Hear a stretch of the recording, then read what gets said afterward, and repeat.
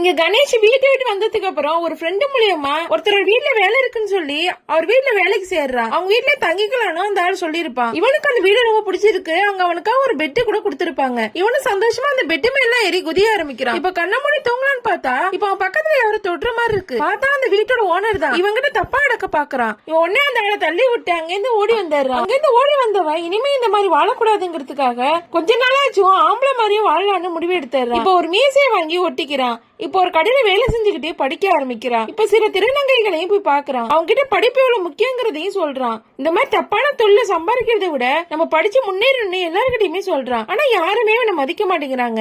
ஏன்னா ஒரு பையங்கிறதால அவன் சொல்றதை கேட்கவே மாட்டேங்கிறாங்க.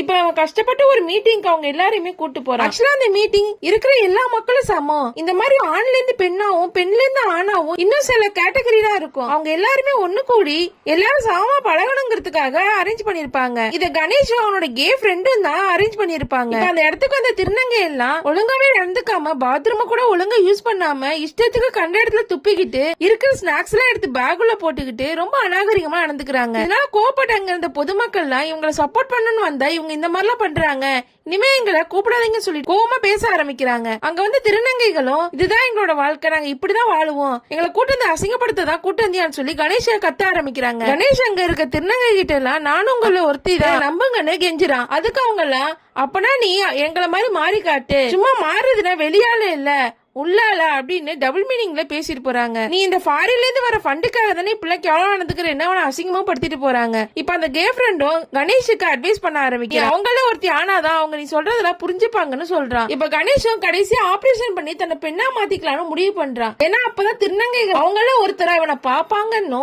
இவன் சொல்றதை அவங்க புரிஞ்சுப்பாங்கன்னு நம்புறான். ஒருவேளை இந்த ஆபரேஷன்ல கணேஷ் செத்துட்டா கூட இந்த ஹாஸ்பிட்டலுக்கும் அந்த டாக்டருக்கும் சம்பந்தம் இல்லங்கிற மாதிரி ஃபார்ம்ல கொடுத்திருப்பாங்க. கணேஷ் சைன் பண்ணிட்டு ஆபரேஷன் பண்ணிக்க போறான்.